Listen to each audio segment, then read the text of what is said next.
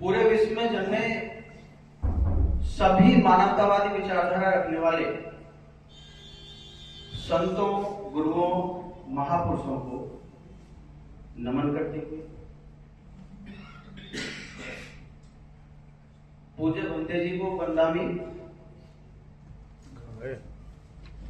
Doctor B are Ambedkar सम्यक चेतना मंच के सभी पदाधिकारीगण जिन्होंने इतना बढ़िया, सुंदर, भव्य संविधान दिवस के उपलक्ष्य में कार्यक्रम आयोजित किया, उनका तहे दिल से बहुत बहुत अभिनंदन। और मुझे यहाँ बोलने का मौका दिया, इसके लिए उनका पुनः अभिनंदन। मेरे सामने जो बैठे सभी बुजुर्ग माताओं, बहनों और मेरे साथियों, सभी बुद्धिजीवी, सम्मानित सामाजिक कार्यकर्ताओं, मेरा आप सभी को नमो बुद्धाय, जय भीम। मैं डॉक्टर एस के गौतम पिछले 20 साल से समाज के अलग अलग क्षेत्र में अलग अलग कार्यनीति बनाकर बहुत सारे संगठनों में लगातार कार्य करता हूं। लेकिन पिछले 5 वर्षों से हमने कार्यशैली बदल दी।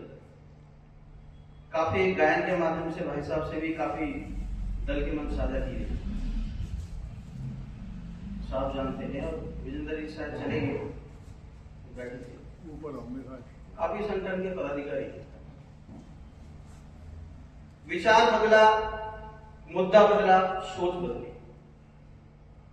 अब कुछ कर गुजरने की इच्छा जागी कि अब डेफिनेशन बताने से काम नहीं चलेगा, क्योंकि डेफिनेशन बताते बताते हमारी एक पीढ़ी चली गई और दूसरी पीढ़ी भी अगर डेफिनेशन बताएगी तो फिर मुद्दे की बात कौन करेगा? लड़ाई कैसे लड़ी जाएगी? जंग कैसे जीती जाएगी? परिभाषा बताने की जगह जो हमारे सामने परेशानियां हैं, उनके निवारण के लिए हम क्या कर रहे हैं, ये महत्वपूर्ण है। अभी मैं जितने भी संगठन देखता हूं, मेरे सानिध्य में जितने भी संगठन हैं, तो सभी में केवल एक काम हो रहा है, निरंतर एक ही काम हो रहा है कि जागरूकता, जागरूकता, जागरूकता, अवेयरनेस, अवेयरनेस।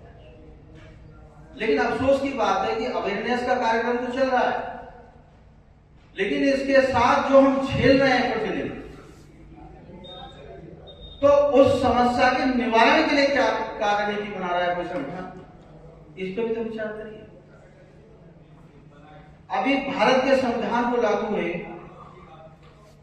76वां संविधान दिवस हम मना रहे हैं, तो पिछले 76 वर्षों में हर वर्ष संविधान के ऊपर प्रहार हमारी नजरों के सामने हो रहा है, और मैं कतई भी मानने के लिए तैयार नहीं हूं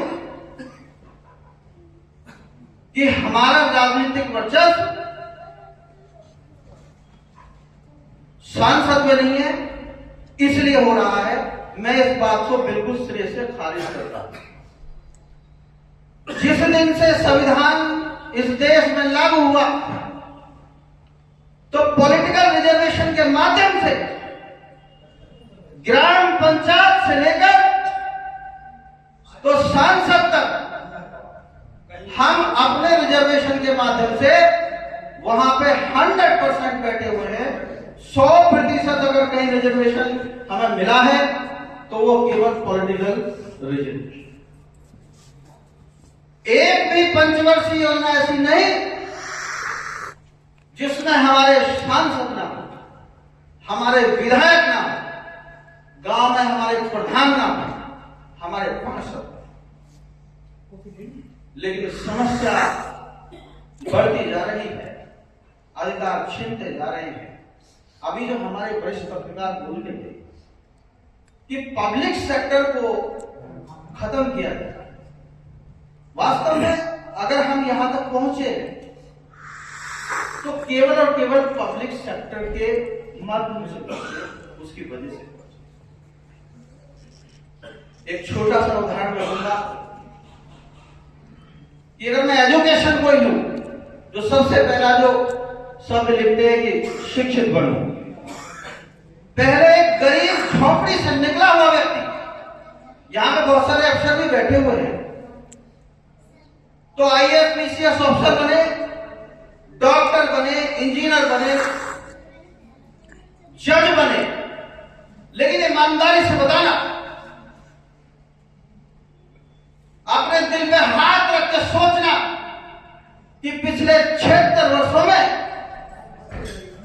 यह कितना बड़ा अन्याय हमारी आंखों के सामने हुआ कि आज एक गरीब झोपड़ी में पढ़ने वाला बच्चा, गरीब झोपड़ी वाले का बच्चा आईएएस, एमबीबीएस, इंजीनियर बनने की तो छोड़ो, एक छोटी सी सिपाही और टीचर की नौकरी करने के लिए भी उसे कमर तोड़ मेहनत करनी पड़ती है, तो बन नहीं पा रहा है,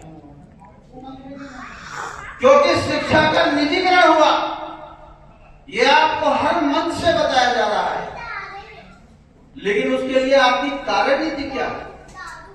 आपका संगठन उसे कैसे रोकेगा?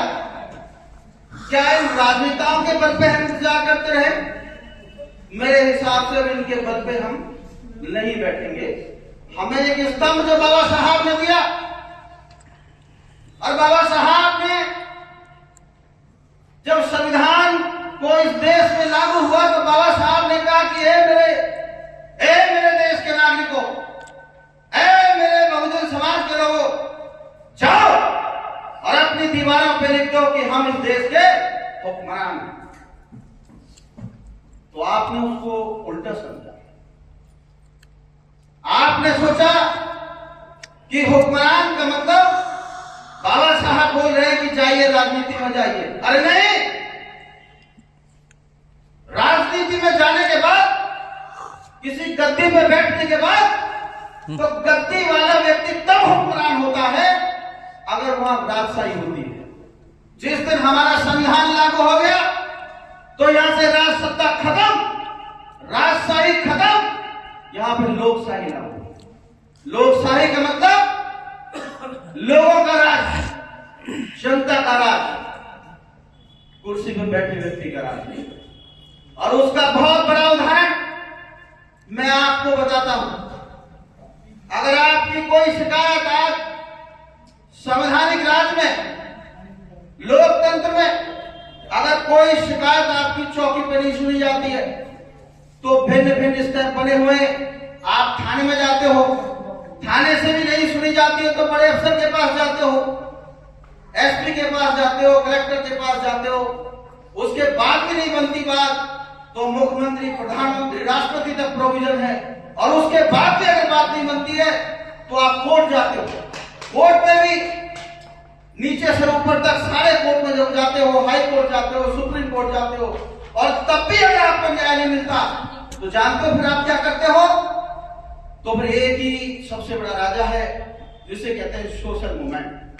तो फिर आप उसकी शरण में जाते हो, और जिस प्रकार से 2 अप्रैल 2018 को आपने दिखा दिया कि सत्ता किसी की भी हो, अफसर किसी के भी हो, लेकिन अगर राजा इकट्ठा होकर, यूनाइटेड होकर अगर अपनी आवाज को उठाएंगे तो उन्हें आपकी बात माननी पड़ेगी। तो सोशल मूवमेंट पे हमें विश्वास करके तो अपनी जितनी भी परेशानियां हैं तो उनको हमें खत्म करना पड़ेगा, क्योंकि राजनेता कभी आपकी परेशानी खत्म नहीं करेंगे। इसीलिए हमने बड़े प्रयास से, बड़े अथक प्रयासों से 2018 से संकल्प किया कि अब परिभाषा नहीं बताएंगे। अब एक कानून के द्वारा एक बिल बना के, जिसका नाम दिया आजादी कोड बिल, इसे लागू करा के तो अपने हक अधिकारों को जो छिन गए हैं उनको वापस हमें स्थापित करना है। भारत की जो मूल उद्देश्य का में लिखा है कि समता में भारत का निर्माण करना, हमें सबको समतावादी बनाना है।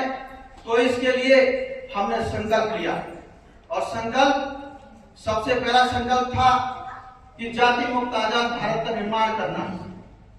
आज मैं इस बात को प्रमाण के साथ कह सकता हूं कि जितना भी शोषण आपके साथ हो रहा है वो आपकी जाति के कारण हो रहा है, और जब तक जाति रहेगी तो तब तक ये शोषण आपके साथ होता रहेगा। अगर जातियों के रहते हुए आप अपना निदान चाहते हो तो फिर बाबा साहब की विचारधारा से बिल्कुल इतर होकर जो बाकी संगठन है, आरएसएस हुआ, मनुवादी और भी संगठन है, तो उनकी विचारधारा यही कहती है कि जाति तो जिंदा रहे, जाति तो जिंदा रहे, लेकिन आपस में भाईचारा हो जाए और देश ऐसे ही चलता है।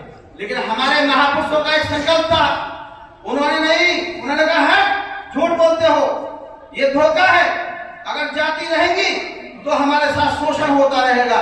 इसलिए बाबा साहब ने उनका उन्मूलन किया, लेकिन उन्मूलन होने के बाद भी इन्होंने आज 6747 जातियों को जिंदा रखा हुआ है, और हम इस बारे में सोच नहीं रहे हैं।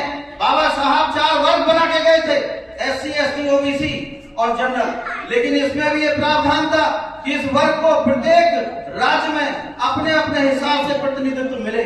लेकिन इन 420 लोगों ने इस रिजर्वेशन की प्रक्रिया को तो जाति से जोड़ दिया। यानी अगर आपको रिजर्वेशन लेना है तो पहले कबूल करना पड़ेगा कि जो हमारे महापुरुषों ने गाली दी थी तो पहले उसे कबूल करो, और कबूल करने से काम नहीं चलेगा। तुम्हें नौकरी तब दी जाएगी जब तुम कबूल करोगे, इसको प्रमाणित करके लाओगे कि हाँ मैंने आपकी दी हुई जाति को कबूल किया और मुझे नौकरी दो। बड़े शर्म की बात है, धिक्कार है ऐसे पद पे। हमने उसके लिए आज तक कोई आंदोलन नहीं किया। अरे बाबा साहब तो प्रतिनिधित्व का अधिकार देकर गए थे आपको, लेकिन इन षड्यंत्रकारी लोगों ने उसे जाति प्रमाण पत्र से आपको कलंकित करके तो कहा कि पहले जाति को मानिए तब अधिकार मिलेगा, वरना आपको नहीं मिलेगा। मैं कहता हूं, हम कहते हैं, हमारा आजादी बोर्ड बिल कहता है कि हमें जाति प्रमाण पत्र से रिजर्वेशन नहीं चाहिए, हमें प्रतिनिधित्व प्रमाण पत्र से रिजर्वेशन चाहिए। हमें प्रतिनिधित्व प्रमाण पत्र तुरंत पूरे देश में जाति प्रमाण पत्र को प्रतिनिधित्व प्रमाण पत्र से परिवर्तित किया जाए, और जो जाति का कॉलम आप देते हो, ये जो उपजातियां लिखते हो, इसको तत्काल प्रभाव से प्रतिबंधित करके तो इसे परसेंटेज प्रतिनिधित्व के नाम से परिवर्तित किया जाए। भाई लोगों, मेरे सम्मानित साथियों, ये बहुत बुनियादी बात है। मैं 5 मिनट जो टाइम दिया है इसमें आपको विस्तार से नहीं बता सकता, लेकिन मैं दावे के साथ कहता हूं कि जिस दिन हमने रचनात्मक काम किया, परिभाषा बताने के साथ साथ हम यूनाइटेड हो गए, किसी मुद्दे पे उसे लागू कराया, हमें तभी आजादी मिलेगी।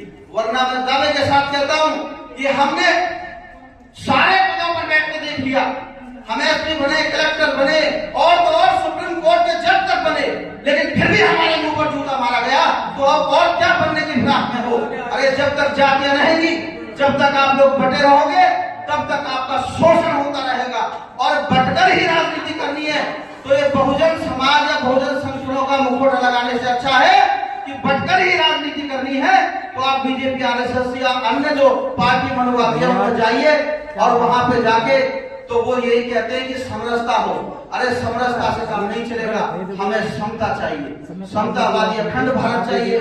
मेरे सम्मानित साथियों, फिर कभी मौका मिला तो मैं विस्तार में आजादी कोर्ट बिल के बारे में बताऊंगा, लेकिन मेरी आप लोगों से अपील है कि इस आजादी की लड़ाई में सारे संगठन मिलके अपने अपने हिसाब से अपने अपने बैनर तले तो परिभाषाओं को बताते बताते तो 76 साल हो गए, अब कुछ कर गुजरने का समय है। तो मेरा आपसे अनुरोध है, आदेश आ गया है और विनती है कि आप इस मुद्दे पर जो है जाति मुक्त आजाद